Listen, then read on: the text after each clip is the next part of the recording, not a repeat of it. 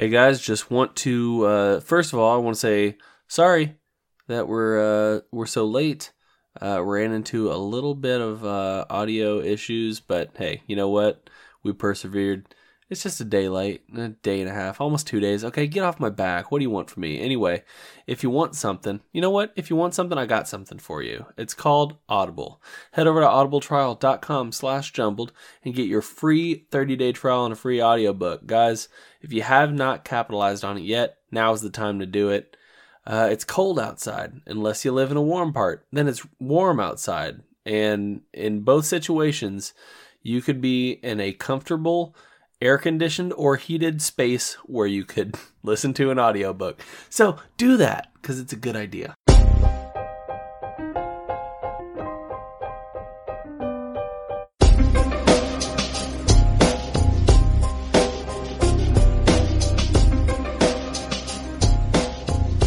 What's going on, everybody? Welcome back to Jumbled, your favorite podcast about nothing. I'm Zach. And I'm Johnny. And we have a very special guest returning to the podcast for the second time. Larry, how's it going, bud? What's up? What's up? Larry, I think you were not only our first guest, but our second returning guest. Ooh, that's true. Setting records, baby. That's true. That first episode was fire. So, I hope you prepared. Hope you got all your notes ready. I'm sure Johnny's got just a book and a half full of more things to talk about. Larry, I know you got at least one fan from the last episode. It was my mom, because she looked up your Instagram and just was like, "Damn, that's a good looking man." Thanks, Mom. Appreciate that.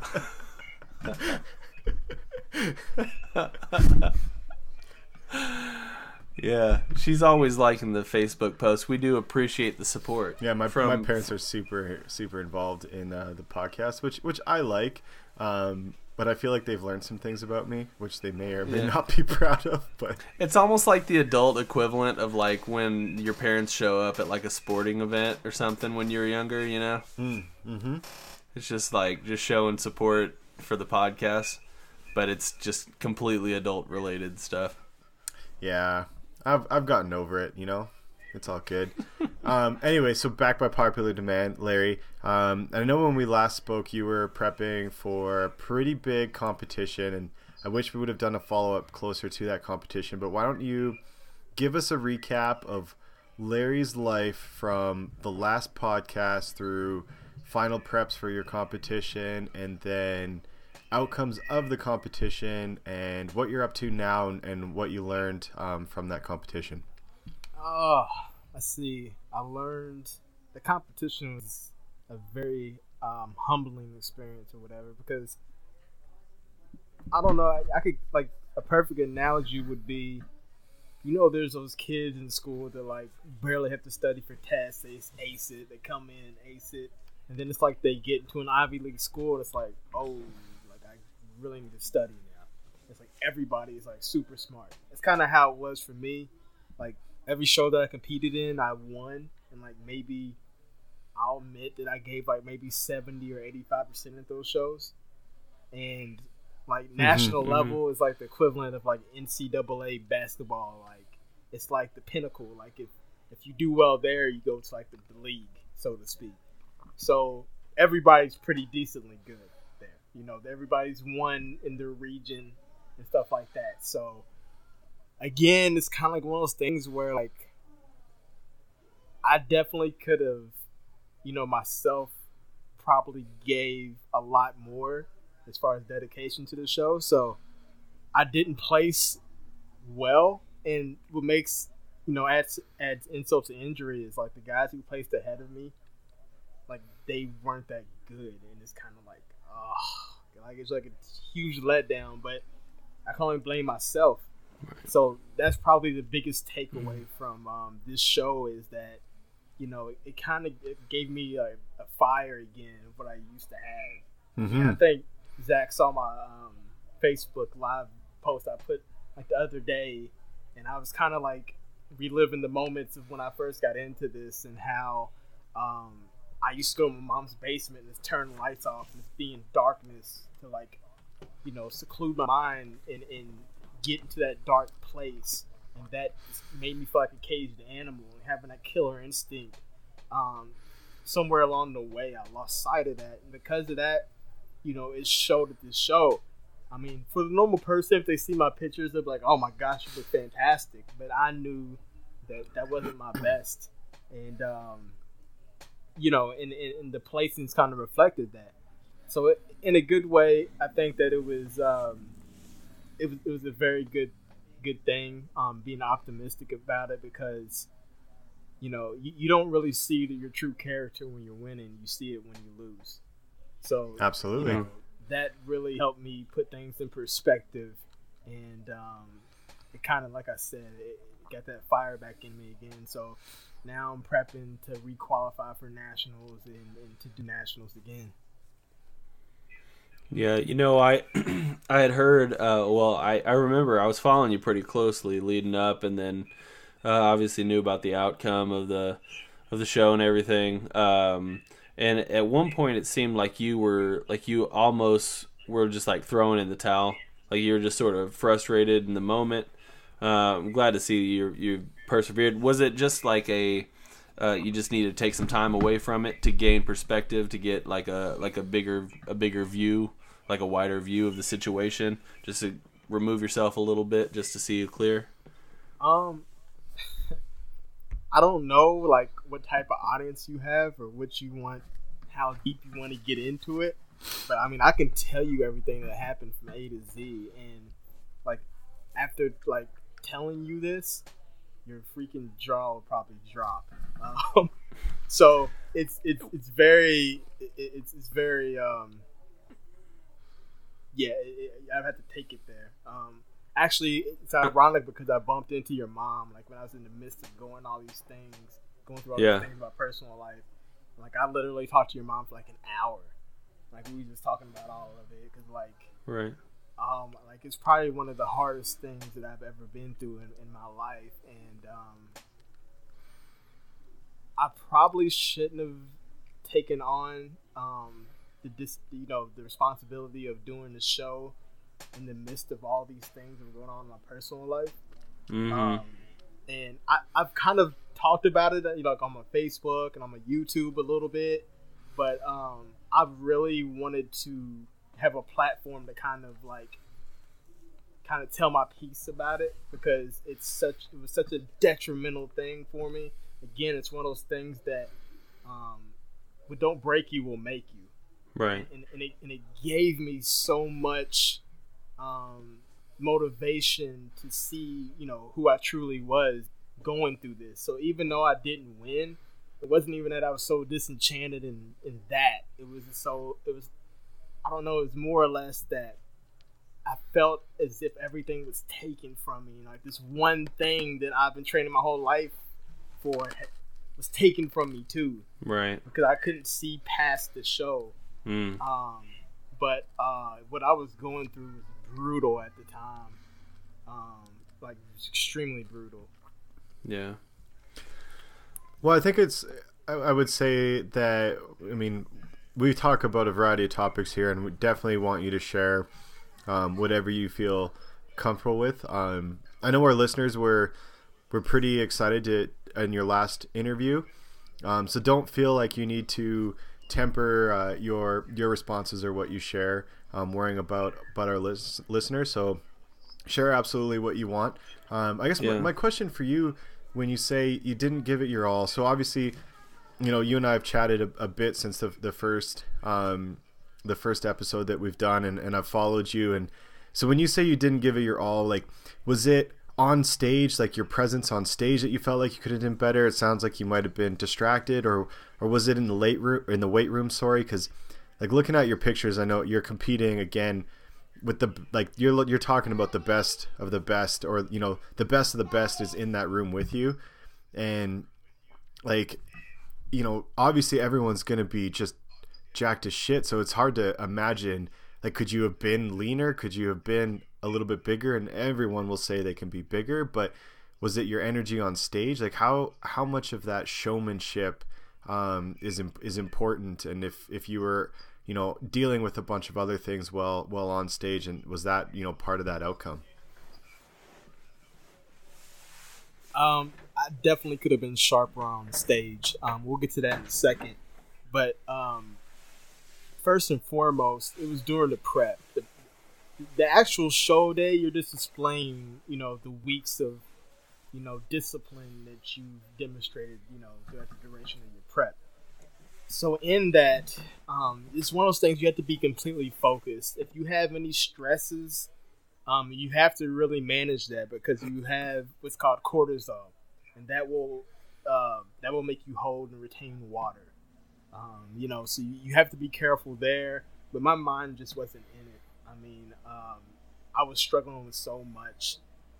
For those of my close friends who know Zach, he probably hinted at, you probably knew something because you see my Facebook, but I went through a very, very, very hard divorce. Everybody goes through divorces, right? But a little insight deeper into that, I can honestly tell you that this was for, everything to me. And it's one of those things where when you lose yourself in somebody and you lack self-identification of who you are. And, she was like the sweetest person I've ever met in my life. I mean, she stepped on a freaking tree frog and cried for 3 hours. It was an accident type of thing. And as a typical man, sometimes we get comfortable and we don't show, our significant others, affection and remind them of, how beautiful they are, stuff like that, and I would agree to go to counseling over it because, I'm an asshole. I am. I can be, especially during prep and stuff like that. And, so I had to really check myself, and I agreed to go to counseling, marriage counseling, stuff like that. And what happened in the counseling session is I was so open and honest with my flaws that, to her surprise, the therapist was really checking her on a lot of things. And I don't think that she was prepared to hear that.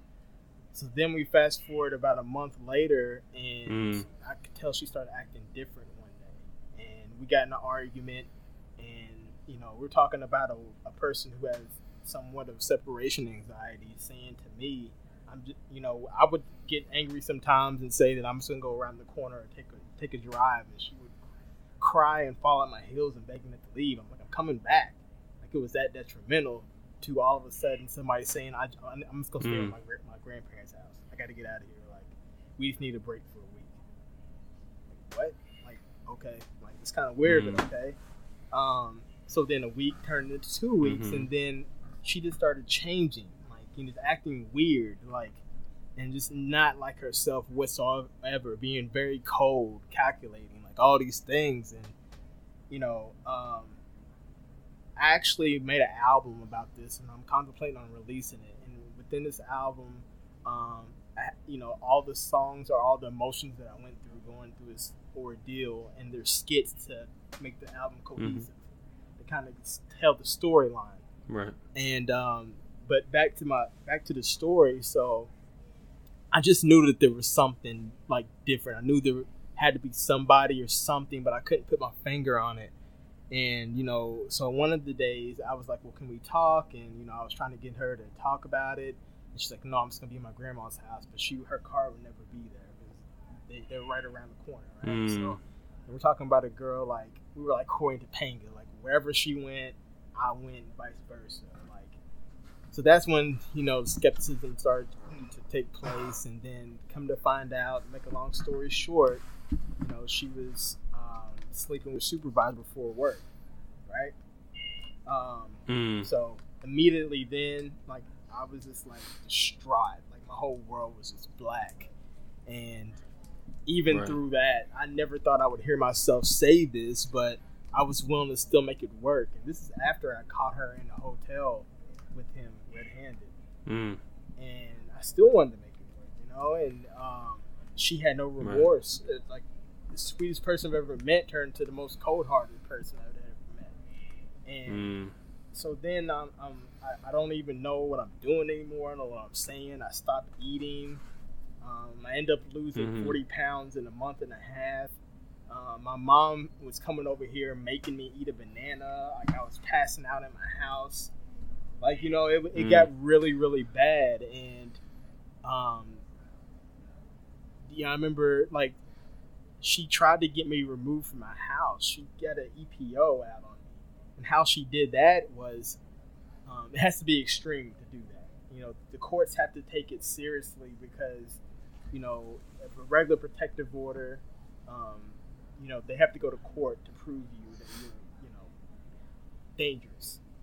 So she did that. And then I freaked out with the protective order. I took it to my attorney, and he's like, this is a court hearing. This is not an actual order to remove you from the house. Like, they can't, you're going to court first. And I was like, oh, he goes, go back to your house. So I went back, and she's here, and I'm just like, she started, like, physically being abusive to me and threw all my stuff outside. And I was like, look, this is just a court hearing. This means nothing. I can legally be here. So next thing I know, 3 cop cars pull up. The first cop car she called when just a protective order, and then there was a woman. After the woman found out what was going on, like, the police officer actually started crying. She said, she came to me and gave me a hug and said, keep your head up. I went through the same thing last year. I know how you feel. So then she comes back with the emergency protective order, EPO. I didn't even know what the hell that was. So apparently she had to write a note and make it extreme. So she said, that I'm a champion bodybuilder, I'm a former Marine, and she's scared for her life and this and that. And the judge had to grant it because it's, women were dying. So they have to take that seriously. So the police officers that came said, we see this all the time, like, hold your head up, but there's nothing we can do. You have to leave. So I got removed from my house. My name's on the title, everything. Like, this is my house. So I had to leave. I got removed from my house. And I'm still distraught over her. Granted, all this stuff that she's done, I'm still, like, messed up over her. So, I went through that, and then more court proceedings. She tried to get me in trouble, saying that I was stalking her. When I found out that she was doing all this stuff, and she got Clark County involved, and Clark County tried to get me for false informing because I called the police on and reported what I thought was a crime, which is her having sexual whatever in a public park with her supervisor. And, right. Clark County, tried to come after me. And even though she was committing perjury, they came after me. So my attorney said, we're going to go to trial and we're going to file a tort claim, meaning that, we're going to sue Clark County. So what happened is Clark County ended up throwing the case out. And that was the second dismissal in Clark County history. Wow. Because they didn't want the litigation. It looked bad because, they're basically believing everything that this girl is saying. Right. And she's been proven to lie under an oath. Mm-hmm. To make a long story short, I was dealing with a lot. I'm going through that. I'm doing. How close was that proximity to the show? So, I would say when I talked to you 2 last, I was kind of in the middle of all of it.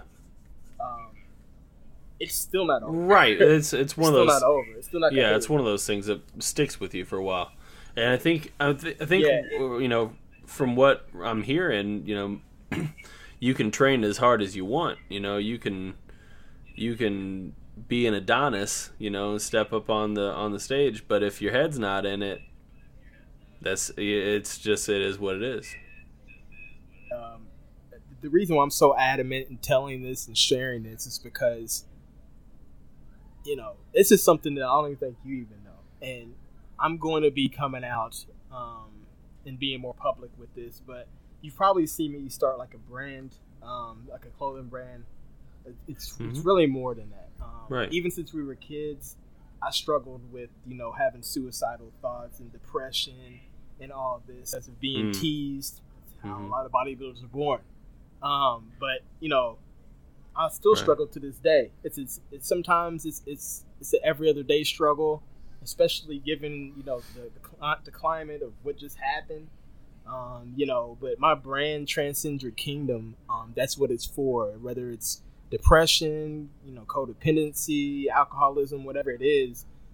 If you figure out a blueprint on how to combat that, your struggle, whatever it may be, then I feel like it's your moral obligation to be your brother or sister keeper and help them, therefore transcend your kingdom by helping them, helping like-minded people like yourselves who are going through struggle. So that's where the brand actually started. And if you notice, I have a video, and it's the show day video on my YouTube. And in the intro of that video, I kind of give you a brief overview of that I have been going through struggles in a cinematic type of format in the edit that I did. And I'm kind of telling you the birth of how this brand came to be. And through this struggle, through this pain, that's how this brand and this movement began. So back to my original point when I said, what don't break you can make you. Sometimes when you go through struggles like this, you have to see what type of person and what kind of character you are, or character you have. And because I went through this pain, that's how this movement was started. So I kind of want to use that movement as something or an outreach to be able to help other people. So I feel like me coming forward and telling my story and my struggles with depression, that can help other people to be more, have the bravery to come out and try to combat, what they struggle with, and to go talk to somebody, Right. see somebody, and be open with it. Right.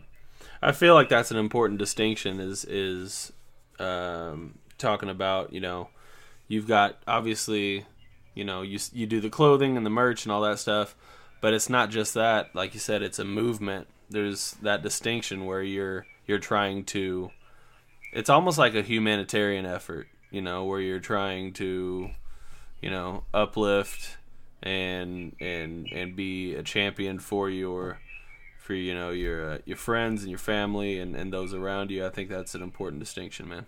Yeah, for sure. It's something that I've dealt with for a long time, and I know other people do. And I've when I was going through this, I can't even tell you the amount of people, because I was pretty transparent about it on my YouTube channel, and I can't tell you the amount of people who inboxed me saying that they were going through something similar, they had been through something similar, and they appreciated my transparency. So I'm not a real religious person, but I do believe in a higher power or something, whatever it may be. And I believe, the gifts that I have is a gift from that type of God, and what I do with that gift is a gift to that type of God. So it's like, I feel like I'll be doing myself and others an injustice if I didn't share my story and try to speak on these issues to try to give somebody some guidance through, my trials and tribulations with it. No, absolutely, Johnny. You've been sort of taking it all in, bud. I have. I mean, I've been somewhat in the know just from following you, and I would hope that all of our listeners have been following you as closely as we have, but I'm sure some haven't.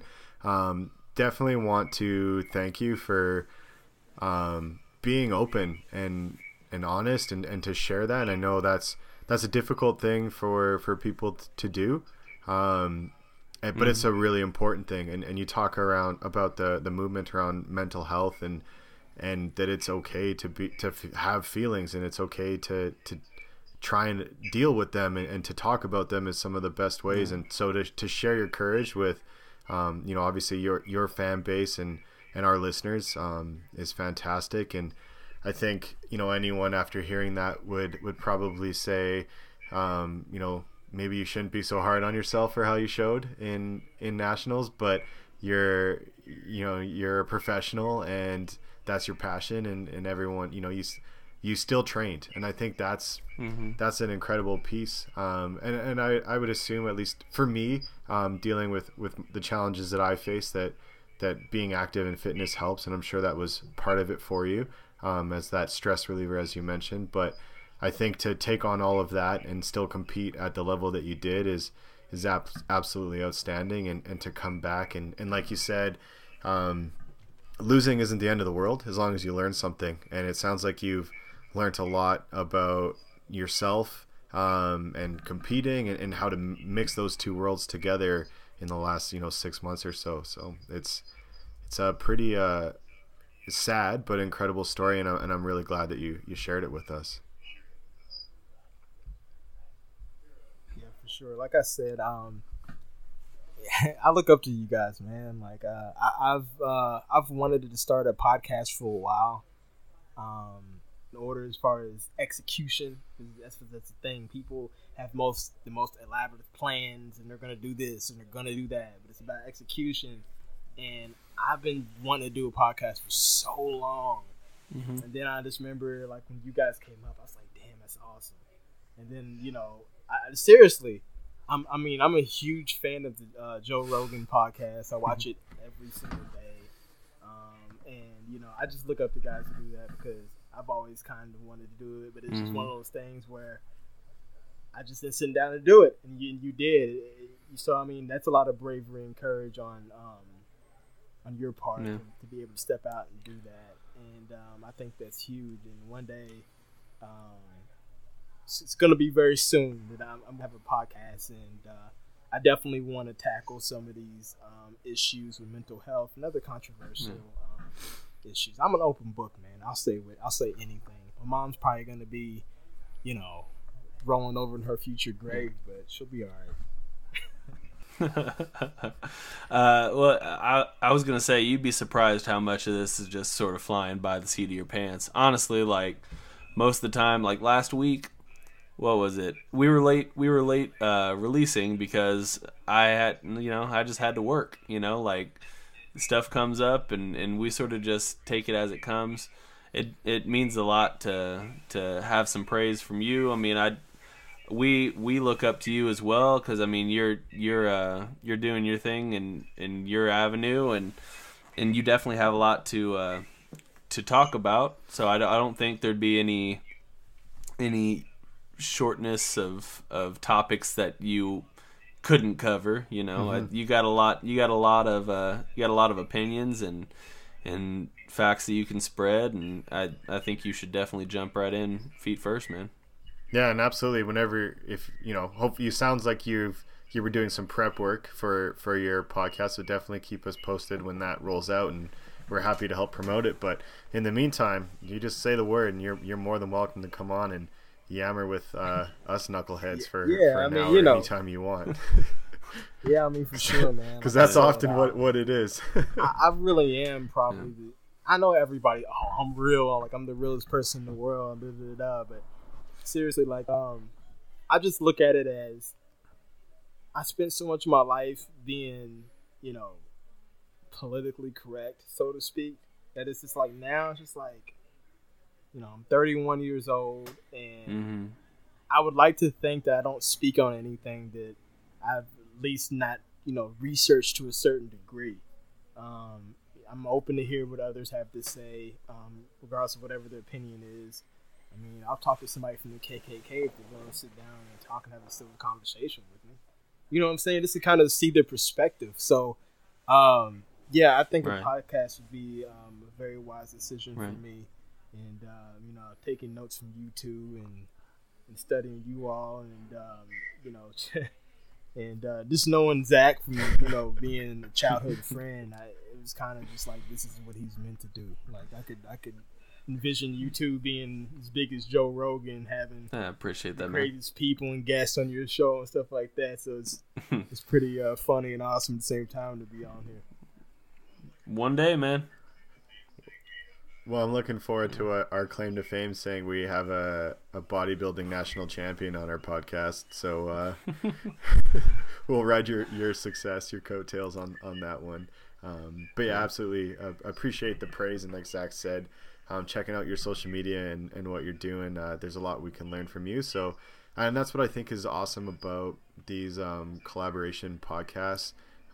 Zach and I are starting to do them more and have more guests, just partially out of, as Zach said, some laziness on our end, though I find I prep a lot more when we have guests because I don't want them to sit there and be like, what the fuck are you guys doing?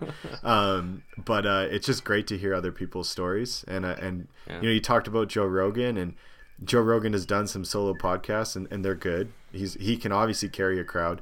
But where it gets really interesting for him is that long form, in-depth conversation with interesting people. And I just love hearing other people's stories. Like you said, that you'd be willing to sit down with someone from the KKK if you could have a civil conversation. I think that's probably one of the biggest areas or ways that we can grow as a society, is that, we've gotten to this point of over political correctness. And I'm not saying that being politically correct is bad. I just think the pendulum has swung too far, and we're losing our ability to sit down and have a conversation without letting emotions take charge, and to let someone share, their perspective, even if it completely disagrees with your own, even if it, and it's kind of contradictory to say this, even if it's a wrong perspective. And I would say that with someone, from the KKK, but that's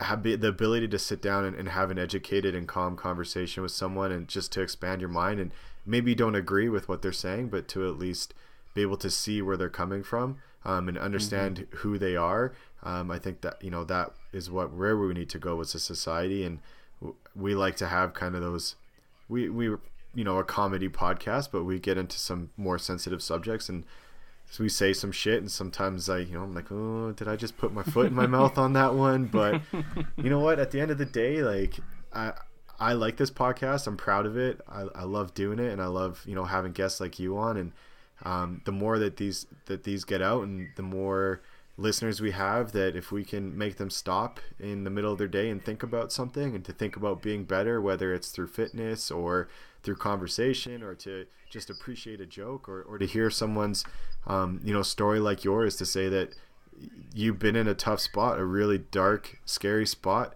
and that's okay. And that, part of the way to get through that is to surround yourself with supportive people, and let them support you, and share your story. And so there's so many different ways that a podcast be meaningful. And I think I have no doubts that you would have a great base of listeners for what you can bring to the table. It's obviously why we want you to keep coming back, as I wink. All right. So listen, I actually have a question for you two. So all right, you have sort of a comedic. We're being interviewed now. Oh shit. So you have like a comedic podcast, right? So how do you all feel about what's going on in comedy in the sense of the political correctness?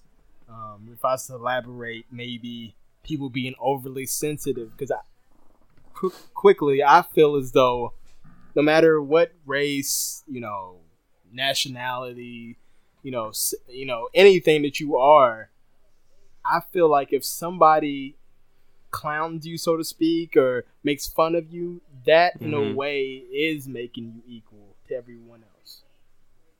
That's my opinion or my interpretation of it. It's like, if, back in high school, you wasn't my boy if I couldn't clown on you. If I did that, that's kind of like a term of endearment almost. That means that you're in my inner circle. That means that I'm cool with you. I accept you for who you are. That's kind of how, we got along. And that's what I felt like comedy kind of is. But this new generation almost feels like, I don't know, they're just taking it the wrong way. Yeah, I would say several comedians have said that PC culture is killing comedy for that exact reason. And it's interesting that I've had a few conversations even with my wife around this, and what is racist versus what is clowning versus stereotypes originated from somewhere, and to me a big thought of it is, where is it coming from in your heart? And if what I'm saying to you is coming from a place of hate, and I'm saying it because I want to hurt you, I think that's wrong. But I think in general, comedians, the traditional comedian format was make fun of yourself for 50% of your skit, and then you can open up and kind of poke at other people to say, like, we all equally suck, just in different ways, and that's okay.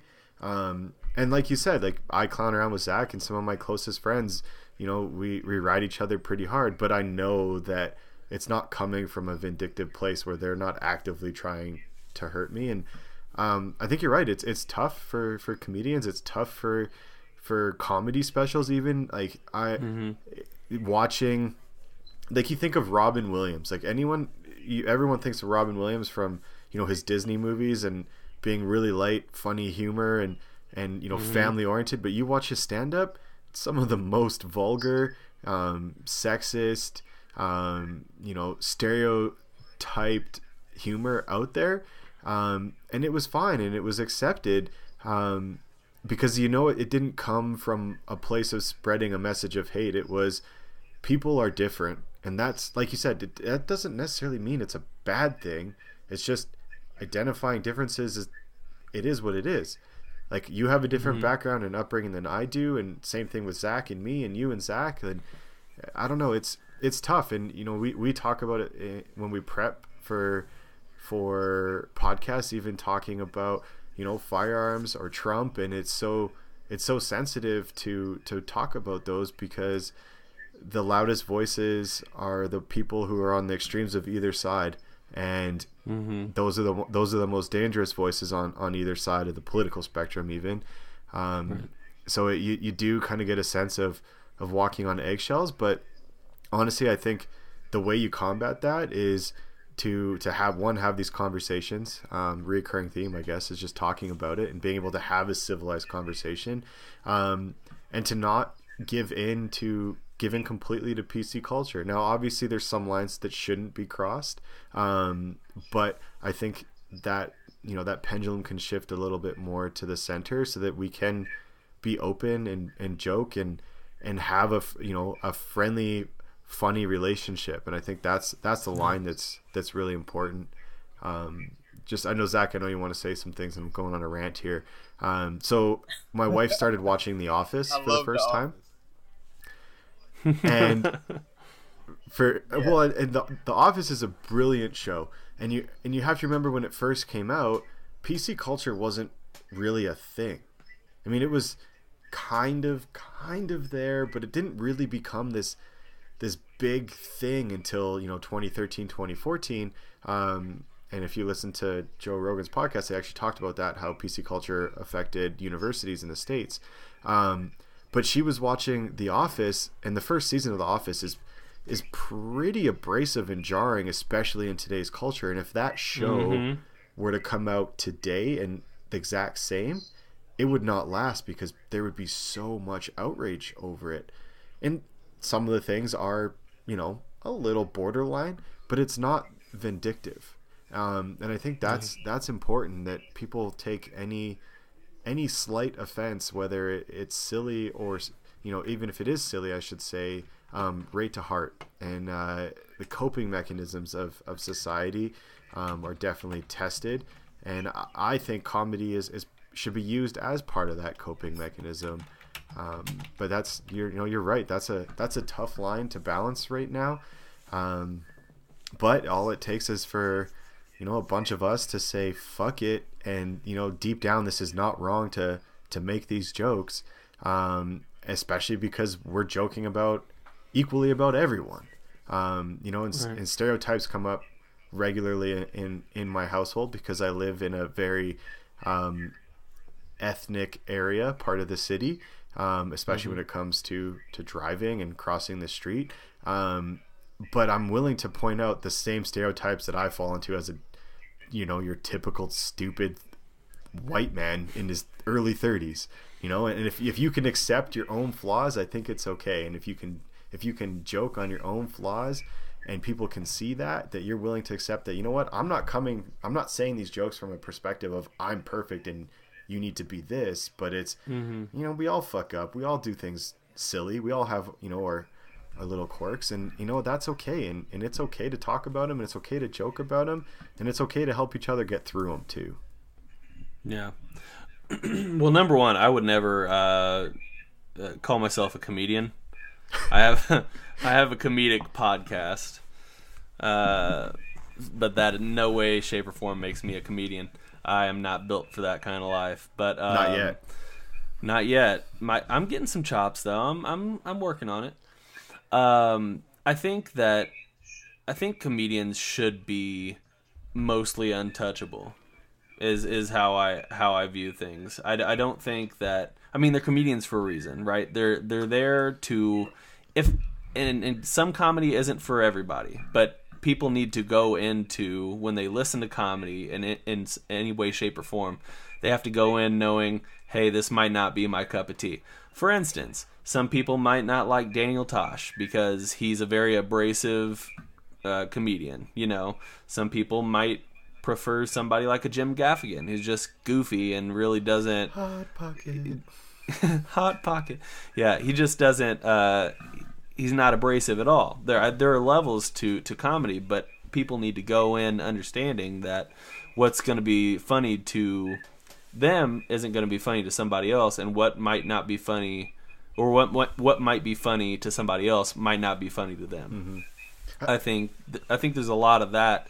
The issue stems from the audience, not necessarily the comedian. Mm-hmm. I think too, the piece that, you know, the feedback that I get from listeners and friends and family who listen to the podcast, is that we do this podcast for ourselves, and we want more listeners. Mm-hmm. We want it to grow. We love our listeners, but we're not forcing anyone to listen to us. And if we lose some listeners because what we speak about, you know, isn't their cup of tea, I'm okay with that, because I would rather grow the podcast because we're talking about, you know, real things, or who we are as real people. Even though we say we're characters on the podcast, but the feedback we get is that it's, you know, it's real people, two guys, or, you know, and a guest, or whatever it works out to be, who are just having a conversation, and it's an honest, open conversation, and we're not scripted.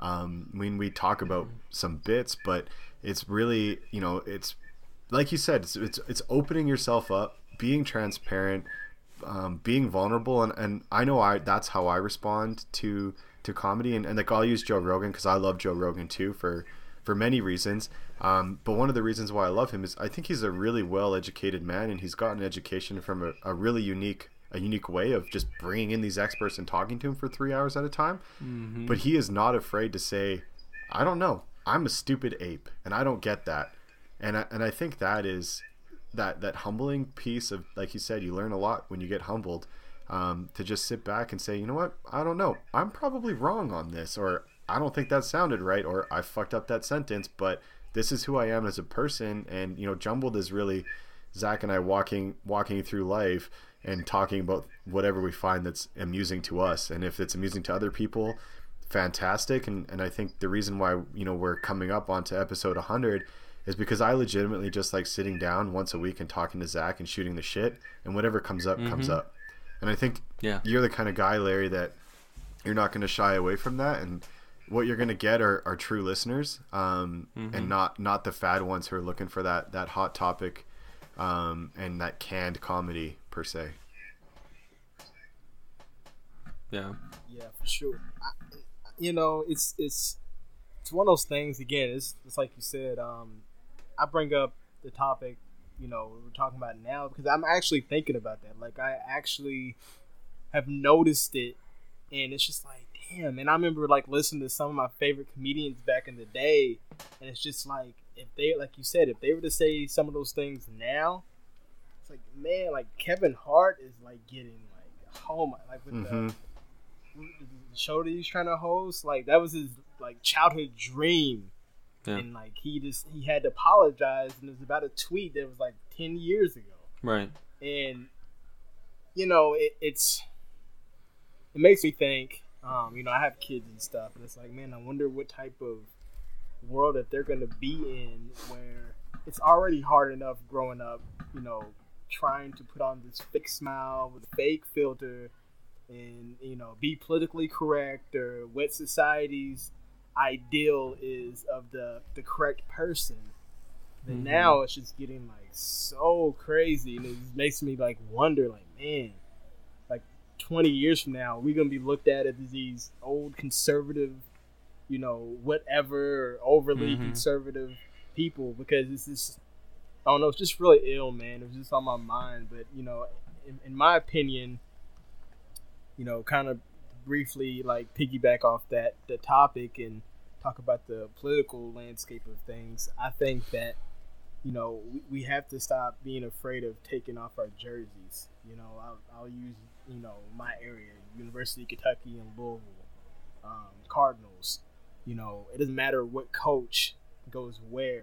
They're still diehard fans, and you can't have that same ideology when it comes to politics or some other things in life.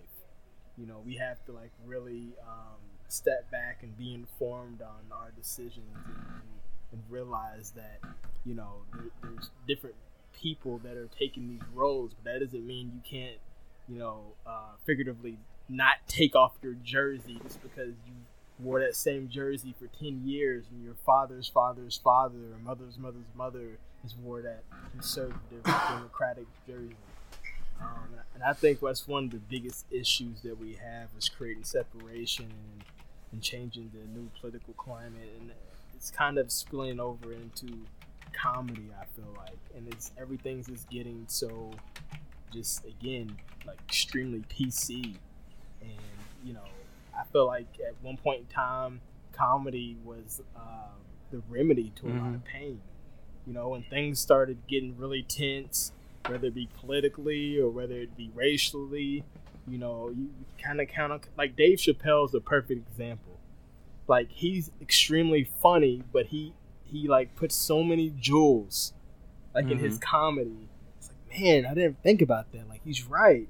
But at the same time, you're like laughing like all on the ground because he's speaking the truth. And I just feel like now it's making it harder and harder for the next Dave Chappelle to step up, or the next whoever. So it's one of those things where I think if we talk about words like equality, then we also have to consider what does that really mean? Is that a comedic sense? What is equality really? Because as a black man, I get joked on. If I eat watermelon, people looking at me, but I don't care. I think it's funny too. It's true. Like, I love watermelon. So do I. You know what I'm saying?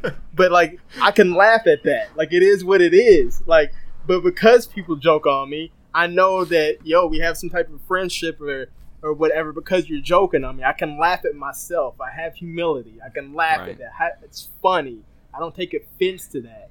And I think we just need to like start laughing more and stop being so serious about things. Yeah, there are serious situations and things that are going on around us, but we can't stop living, our lives and not finding the funny, so to speak, in things. And again, I think that's one thing that you all can offer, or that you do offer with your podcast. Because sometimes, we don't laugh.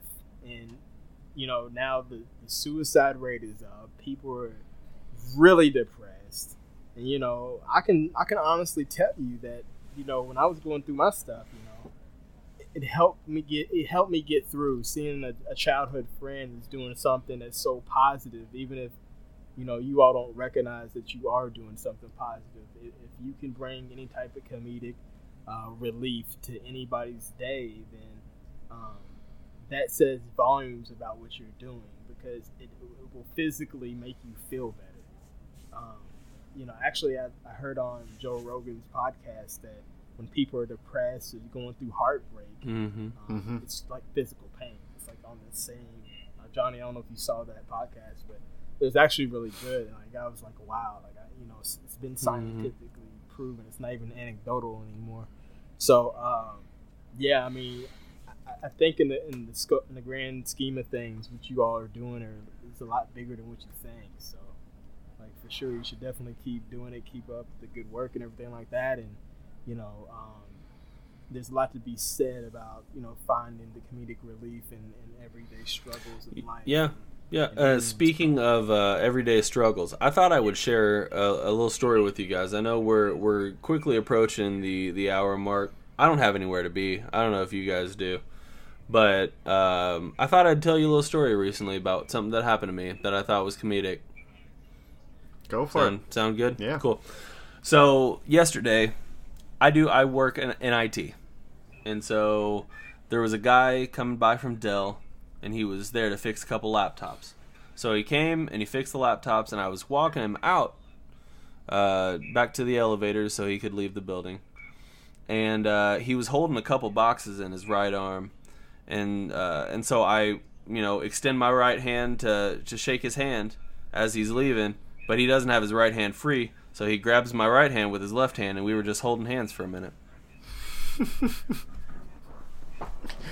That was it, man. The awkward handshake. And that's my and it was hand holding just for like a split second, but it was one of the most awkward situations I've had lately. But sometimes you just gotta just own that. That. Oh, I did. I did. You hear like motivational speakers talking about the power of the handshake and how important it is in business, and one of the things that when I first started in my career, and you get that awkward handshake where they grab too soon, or right. you're kind of limp, or whatever. It's like, oh, what are we doing? Addressing that awkwardness and just making that little joke of like, oh, that was kind of weird. Let's redo that. And just, because otherwise you walk away and you're like, oh, that was weird. And they're walking away like, oh, that was kind of weird. I just accepted it. Yeah. Then I gave him a big hug, and then I gave him my phone number, and And he's waiting for you to get off, and you guys are gonna go do butt stuff or what? Yeah, something like that. I don't know. No, it's. I think you're right. And Larry, you touch base on something with Kevin Hart, and looking at tweets and social media, and I'm not overly active on social media. Poor Zach has to do all the social media for the podcast. It's not a hard job. I really don't do anything at all, honestly. But this podcast is probably where I'm most exposed. I mean, my Instagram is, you kind of see what I'm into, but you don't always get to see exactly what I'm dealing with. But thinking about people going back to tweets or Facebook posts from 10 years ago and looking at it from today's lens and saying, oh, this is appalling. Well, maybe in today's lens it seems appalling, but you have to put yourself to where was that person in 10 years ago. Like 18-year-old John said a lot of dumb shit that 31-year-old John would be like, you're an idiot, kid.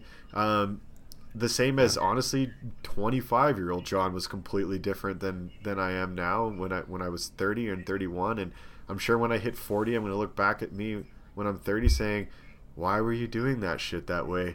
But it's so easy to lose sight of that. And it is kind of scary. And I think it is a challenge for comedy, because those, you look at The Office. It's a perfect example of that. 10 years later, those jokes don't fly because people are not putting themselves in, the right frame of mind when they're viewing that content. So social media is a scary thing, and there I think are absolutely places where you can see someone's true colors. But again, I think it's all, where's that message coming from? Is it coming from a place of direct hate, or was it an offhanded kind of joking, silly comment that you just were kind of clowning publicly, and now 10 years later you're getting punished for it for 128 characters? I think it's a little bit ridiculous in most cases, I should say. Yeah, I feel like we've been talking about equality. Wouldn't true equality be everybody is wide open to be joked about, right? That's equality. Like that's equality in its purest shape. I'm just as available to be clowned on as Larry is, as Johnny is, as any of our listeners are. That's part of it, man. And I feel like people, Larry talked about liberals or people getting too far to either side. It's wild how liberals have pushed it so far where they're circling back around and they're becoming more conservative with their so we're separating everybody out into these individual groups, and we are stigmatizing things much more often, and we're not cohesive. We're all separate now. So it's and then we're going to circle back around, and the conservatives are going to be trying to pull us all back together and try to be conservative with their ideas, right? Yeah, it's interesting. So, it's a circle, not a line. Larry, you are in Louisville still? Well, technically, I'm in the area. I'm in the Louisville area, but I'm across the bridge. I'm in Indiana. I'm in Charlestown. It's in southern Indiana. How far away is that? 10 minutes. 10 minutes or so. I mean, we have like a new East End no big bridge deal. that was built, so it's pretty close. So I've been thinking about coming to Louisville because there's a jiu-jitsu instructor that I want to train under for a few days, and I just was thinking of funny things that we could do. Obviously, I'd want to hook up with you when I'm there, but we should just spend a day together and do a bunch of stereotypical things and just post it on the podcast. Like, yep. We can just be chilling, eating watermelon, and then we'll like go get pumpkin spice lattes and wear fake glasses and like just do the dumbest shit. Just be like, fuck you guys. Like, who cares? Like, get over yourself, have fun with it, and you know, whatever. If you were down, obviously. Absolutely. And to add on to that, it's funny that you bring that up because I'm kind of retiring after this year bodybuilding, and I want to get into jiu-jitsu, and baby, I definitely want to get into that and some tactical training and be more functional. I forgot that you do that, but yeah, for sure, I'm definitely gonna get into that. Well, we absolutely could chat about that, and when you get your podcast fired up, I'm more than happy to come on and I can talk your ear off about the power of jiu-jitsu. It's also why I've been cutting down. I have a competition coming up and trying to figure out which weight class I was going to fight in, and I decided to go down a weight class, so I've been leaning out. I was actually going to go down 2 weight classes, but someone else from my team is going to compete, so I got lucky and I didn't have to do a major cut. So Larry, you say are you thinking about retiring, or is it pretty set in stone for this coming year? And caveat to that, if this is your last hurrah, if this is the last ride, how do you plan on approaching bodybuilding for this competition or leading up to qualifying for junior nationals, with the mindset or with what you've gone through with previous bodybuilding? What are you going to do different this time to sort of go out on a high note? I'm going to immerse myself back in the same mindset and ideology that I once had. One thing I always say is the wolf climbing the hill is always hungrier than the wolf on top of the hill. So it's kind of like I'm like the wolf climbing the hill again, and I had to immerse myself back in that type of mindset, and that's what I plan on doing. I'm gonna have to close myself off to like you've seen like the Rocky movies and stuff, and when he went out and started training, he was chopping wood, like he was really like, just rugged, lumberjacking it. Like I have to like take my mind to that place again. A little bit of seclusion. Very hard to do. Say it again. A little bit of seclusion. Yeah. Recently I've started getting up around 4:30 in the morning, for prep, and I have a meditation. Mm-hmm. And after I do my meditation, then I go do my fasted cardio. Then I come home, eat, and go to work. But in that meditation, I think about different triggers to kind of put me in that mindset. Mm-hmm. And as of late, it's helped. And I try to use what I've went through previously as fuel this time, instead of letting it hold me back. I'm trying to use that to actually propel me into this show. It's going to be a local show. It's going to be in Louisville, so there's going to be a lot of people who I know is going to be there. So that's another, added motivator too, because I haven't competed in the local level for a while. So it's kind of like the equivalent of like your being like a D1, collegiate athlete, and you're going back to your old high school to like play again. Right. Sort of. Right. I don't mean to say that to take away from anybody else, because there's going to be some really good people there. Mm-hmm. But unfortunately, unlike basketball, bodybuilders have to re-qualify for nationals. Right. So there's going to be a lot of, people in my same situation having to requalify. So it's going to be very interesting. Right. It's a tune-up. It's a tune-up fight to come back to the fight world. Like there's always the risk of losing, obviously, but you're going to a more comfortable area, and it's an opportunity for you to get back to your basics, right? And just get in and own that competition mindset. I know that's something that my wife is figuring out right now as I get closer to competition and my training schedule and my mindset, and she was talking about how she wanted to come and watch, and I was like, no, because I know my mind needs to switch into a different place, and I don't want that distraction.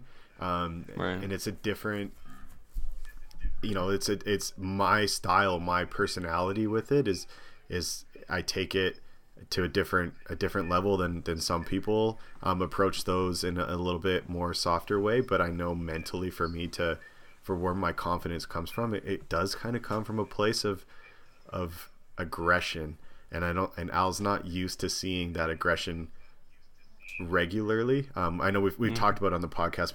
We call it keeping tiger in the cage, and when I let my aggression go, and it's really, jiu-jitsu is about controlled aggression. So to our listeners who know jiu-jitsu, it's not about blowing your wad in a fit of rage, but it's about getting that mindset, that competition mindset, and where your confidence comes from, and getting there. So I can understand the mindset that you have to figure that out for yourself, right? Everyone's got their own style, and you once you figure that out, you have to learn how to utilize it. So 100%.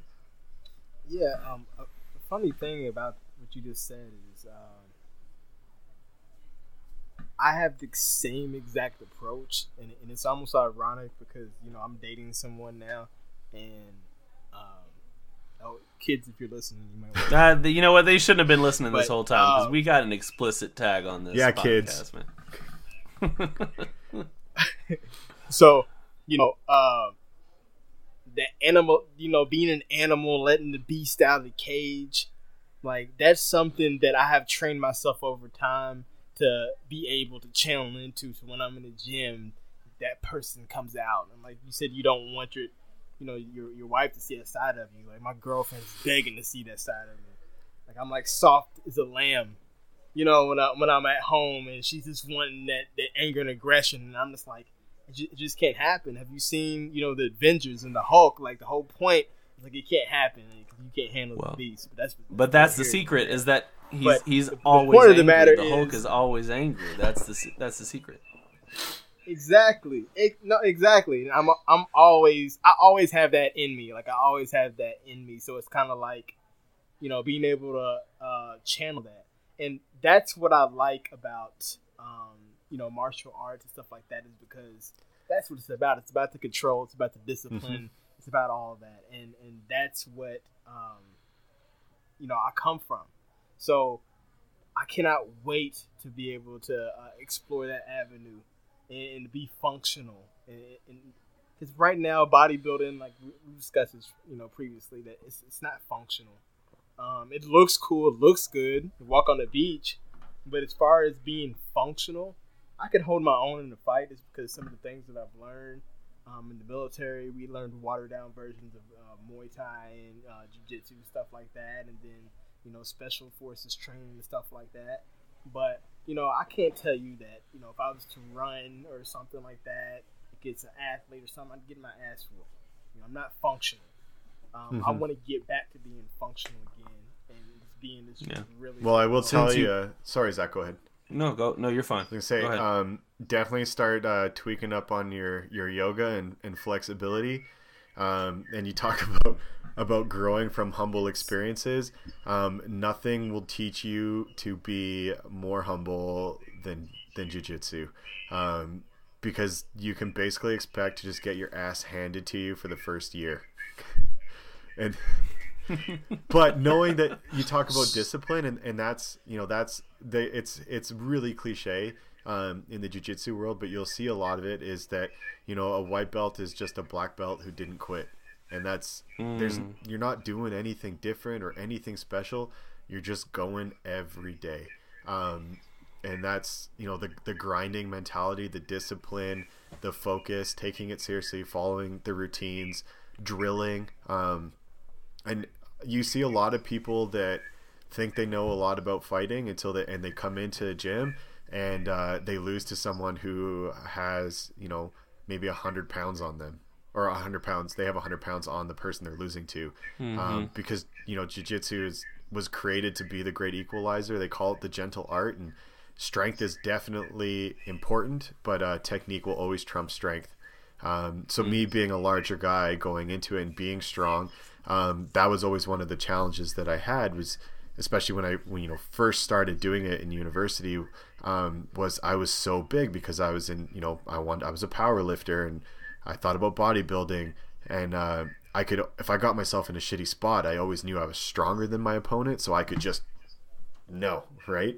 But now as I'm older and my body's a lot different and my style has changed a lot, the technique aspect is really critical. So you're an athletic guy, so you'll excel, and you're strong, so it'll help.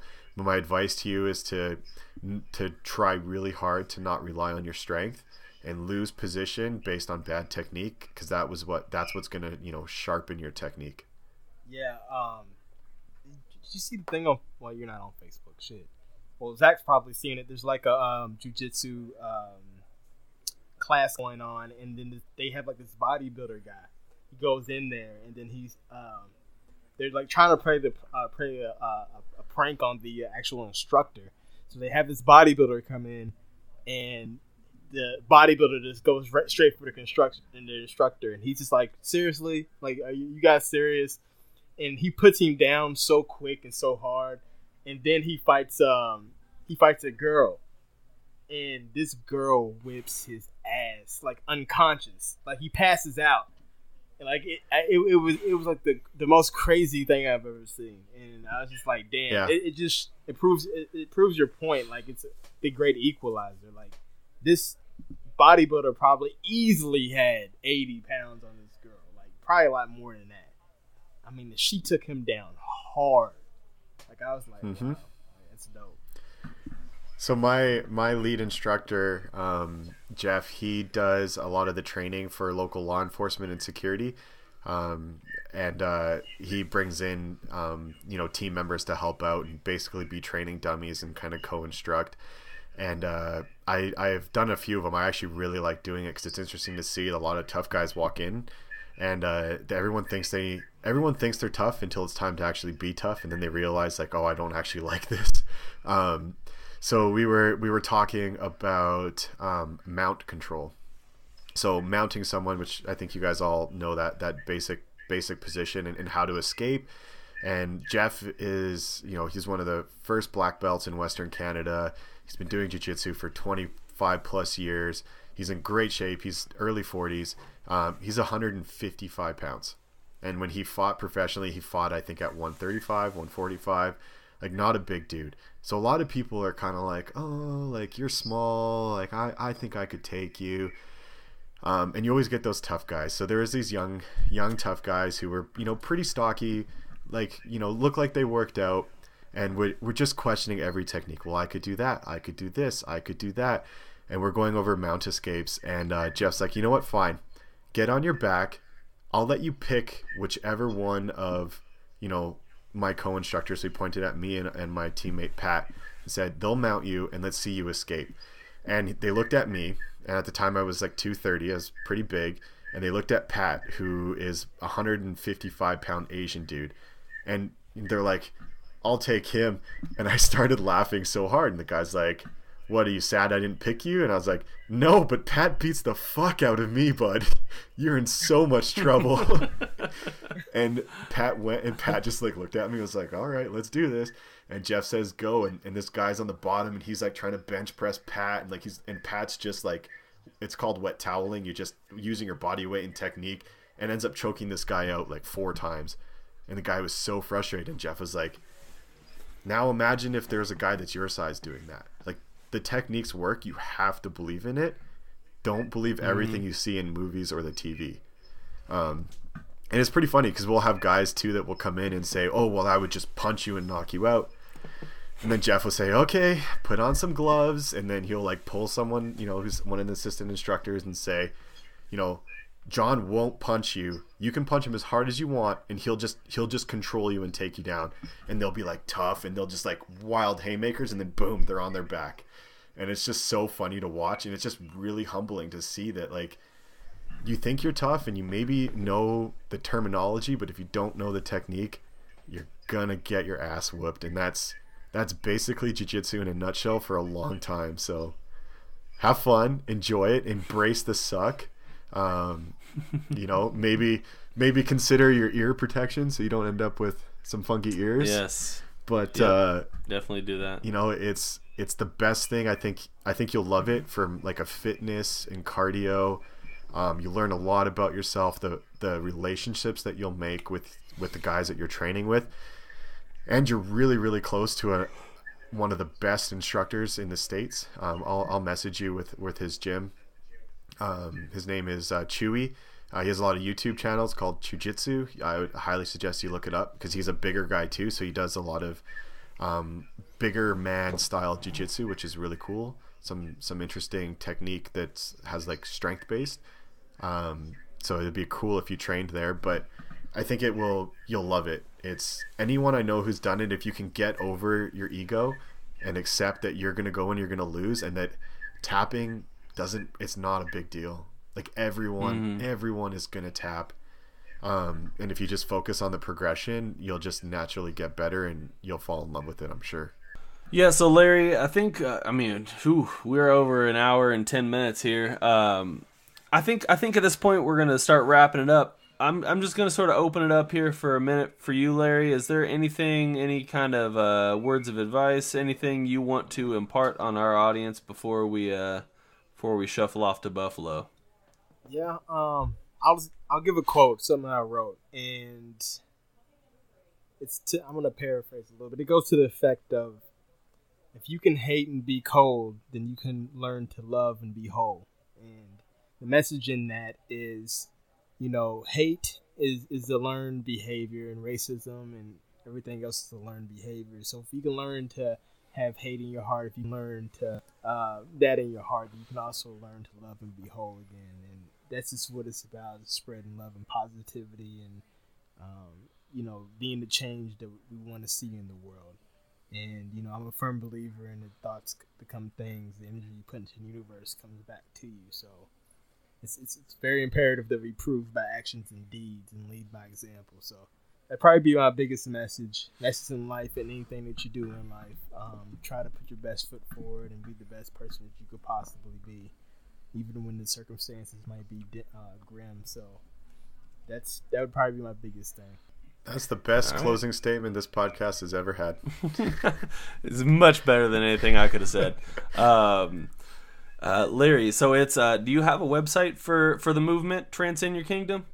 Yeah, well, the clothing website is tktranscend.com, and you can check out the merch that we have. We just actually came out with the winter line. We have hoodies for the ladies and for the fellas. We also have long sleeve tees, beanies, all that good stuff, and of course we have the shirts and everything like that as well.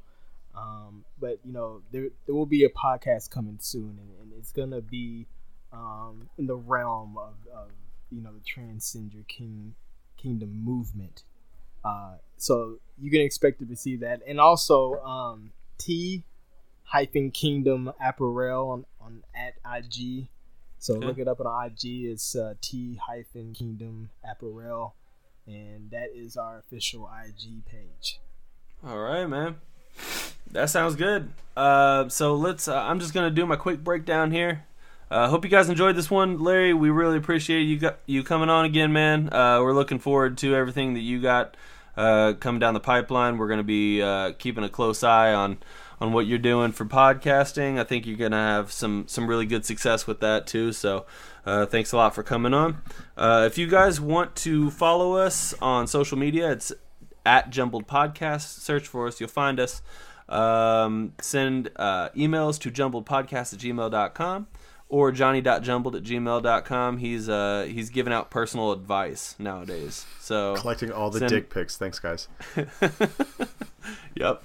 And want to give a big shout out to our sponsor, Audible. Again, head over to audibletrial.com/jumbled. Get your free 30-day trial and a free audiobook because it's worth it. And if you want to donate to the podcast, go over to patreon.com/jumbled and give what you can. And that's it, guys. We hope you guys enjoyed this one, and we will be back next week for another episode of Jumbled, your favorite podcast. About how to not be a shitty human. Love it.